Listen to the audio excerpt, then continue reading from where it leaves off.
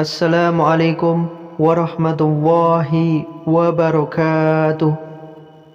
Sahabat muslim yang dirahmati Allah subhanahu wa ta'ala, rezeki adalah hak setiap hamba dan makhluk ciptaannya yang telah Allah subhanahu wa ta'ala berikan semenjak awal penciptaan manusia hingga maut menjemput. Walau masih misteri, namun Allah subhanahu wa ta'ala juga satu-satunya pemberi rezeki yang tidak akan pernah mengingkari janji hamba-hambanya yang selalu berdoa, berusaha dan yakin terhadap keputusannya. Telah tercantumkan dalam kitab suci Al-Quran tentang ada 8 pintu rezeki dari Allah subhanahu wa ta'ala bagi hamba-hambanya yang harus diyakini dan diketahui agar hidup tidak terasa sempit. Karena terkadang manusia tidak bisa membaca dan memahami bentuk dan pintu rezeki dari Allah subhanahu wa ta'ala yang membuat mereka berputus asa, bahkan melakukan perbuatan-perbuatan yang dibencinya. Sebagai bahan renungan dan penguat iman agar tidak merasa takut dalam menata kehidupan, inilah 8 pintu rezeki dari Allah subhanahu wa ta'ala yang tercantum dalam Al-Quran. Yang pertama, pintu rezeki yang telah dijamin. Allah subhanahu wa ta'ala telah menjamin rezeki setiap orang, bahkan telah tertulis sejak awal penciptaannya hingga akhir hayatnya. Tidak ada satupun yang lolos dari pengaturannya. Allah subhanahu wa ta'ala berfirman, dan tiadalah sesuatu pun dari makhluk-makhluk yang bergerak di bumi melainkan Allah jualah yang menanggung rezekinya dan mengetahui tempat kediamannya dan tempat ia disimpan. Semuanya itu tersurat di dalam kitab Lauh Mahfuz yang nyata. Quran Surat Hud ayat 6. Yang kedua, pintu rezeki yang tidak terduga. Adapun pintu rezeki yang datang dan diberikan oleh Allah subhanahu wa ta'ala tanpa manusia sadari dan duga sebelumnya bagi hamba yang bertawakal sebagai tanda kekuasaannya. Allah subhanahu wa ta'ala berfirman, dan dia memberinya rezeki dari arah yang tidak disangka-sangkanya, dan barang siapa bertawakal kepada Allah, niscaya Allah akan mencukupkan keperluannya. Sesungguhnya Allah melaksanakan urusannya. Sungguh Allah telah mengadakan ketentuan bagi setiap sesuatu. Quran Surat At-Talaq ayat 3. Yang ketiga, pintu rezeki karena anak. Anak pembawa rezeki. Mungkin kata-kata ini sudah sering terdengar dari orang-orang tua dulu, namun keyakinan terhadap kata-kata itu semakin sulit dipahami orang di zaman sekarang. Banyak orang yang tidak mempercayai bagaimana menganggap anak sebagai beban bagi kehidupannya. Padahal setiap anak terlahir ke dunia telah membawa rezekinya masing-masing. Allah subhanahu wa ta'ala berfirman, dan janganlah kamu membunuh anak-anakmu karena takut miskin. Kamilah yang memberi rezeki kepada mereka dan kepadamu. Membunuh mereka itu sungguh suatu dosa yang besar. Quran Surat Al-Isra ayat 31. Yang keempat, pintu rezeki karena istighfar. Salah satu pintu rezeki dari Allah subhanahu wa ta'ala diberikan kepada hambanya yang senantiasa membersihkan diri dan hati dari segala dosa penghalang rezeki dengan memperbanyak istighfar. Allah subhanahu wa ta'ala berfirman, maka aku katakan kepada mereka, mohonlah ampun kepada Tuhanmu, sesungguhnya Dia adalah Maha Pengampun. Niscaya Dia akan menurunkan hujan yang lebat dari langit kepadamu. Quran Surat Nuh ayat 10-11. Yang kelima, pintu rezeki karena menikah. Menikah merupakan salah satu pintu rezeki dari Allah subhanahu wa ta'ala yang dipastikan dan tidak perlu diragukan bagi laki-laki dan perempuan yang ingin mengesahkan hubungan ke jenjang yang diridhoinya. Walau terlihat mustahil, namun tidak dapat juga dipungkiri bukti kebenarannya, karena Allah subhanahu wa ta'ala tidak pernah mengingkari janji-janjinya. Allah subhanahu wa ta'ala berfirman, dan nikahkanlah orang-orang yang masih membujang di antara kamu, dan juga orang-orang yang layak menikah dari hamba-hamba sahayamu, yang laki-laki dan perempuan. Jika mereka miskin, Allah akan memberi kemampuan kepada mereka dengan karunia-Nya, dan Allah maha luas pemberiannya lagi maha mengetahui. Quran Surat An-Nur ayat 32. Yang keenam, pintu rezeki karena bersyukur. Allah subhanahu wa ta'ala telah menjanjikan kelipatan dan kelimpahan rezeki kepada hambanya yang selalu bersyukur atas segala karunia serta nikmat tiada batas, juga tidak terhitung dengan akal manusia. Allah subhanahu wa ta'ala berfirman, dan ingatlah ketika Tuhanmu memaklumkan Sesungguhnya jika kamu bersyukur, niscaya aku akan menambah nikmat kepadamu. Tetapi jika kamu mengingkari nikmatku, maka pasti azabku sangat berat. Quran Surat Ibrahim ayat 7. Yang ketujuh, pintu rezeki karena sedekah. Cara untuk membuka pintu rezeki dari Allah Subhanahu wa Ta'ala dan telah dicontohkan oleh para nabiullah dan orang-orang bertakwa adalah sedekah. Karena amal satu ini tidak hanya memberikan manfaat bagi si pemberi, tapi juga bagi si penerimanya.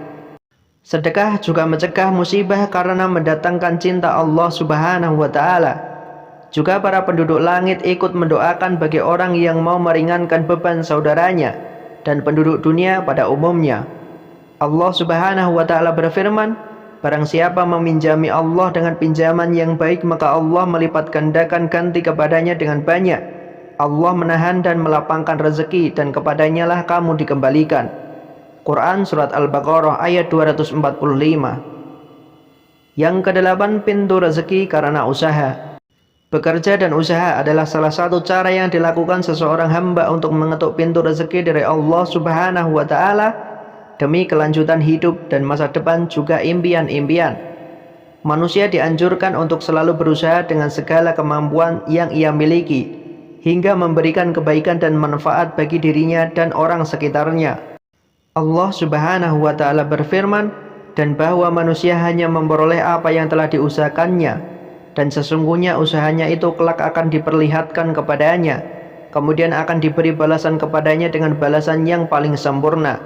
Dan sesungguhnya kepada Tuhanmu lah kesudahannya segala sesuatu. Quran Surat An-Najm ayat 39-42. Sekedar penjabaran singkat dari 8 pintu rezeki dari Allah Subhanahu wa Ta'ala yang tercantum dalam Al-Quran sebagai janji pasti dari Zat yang Maha Kaya dan tidak pernah mengingkari janji-janjinya. Dari semua makhluk hidup di dunia ini dan yang diciptakan oleh Allah Subhanahu wa Ta'ala, maka manusia adalah makhluk yang paling sempurna dibandingkan dengan makhluk yang lainnya yang ada di bumi ini. Dari kesempurnaan manusia inilah telah dikaruniai dengan badan yang sehat, otak yang cerdas, serta memiliki keimanan dan kemampuan dalam melaksanakan ibadah dengan baik. Itu tak luput dari pemberian Allah Subhanahu wa Ta'ala, dan kali ini akan membahas mengenai pengertian rezeki dalam Islam dan juga untuk melaksanakan segala bentuk aktivitas sebagai makhluk. Maka Allah Subhanahu wa Ta'ala pun memberikan rezeki kepada makhluknya. Namun ada pula manusia yang memiliki pikiran bahwa rezeki Allah hanya berupa materi saja. Padahal yang harus diketahui oleh manusia adalah rezeki bukan hanya dari materi, tetap rezeki bisa saja seperti kita mempunyai badan sehat, rezeki memiliki keluarga yang harmonis, dan masih banyak yang lainnya.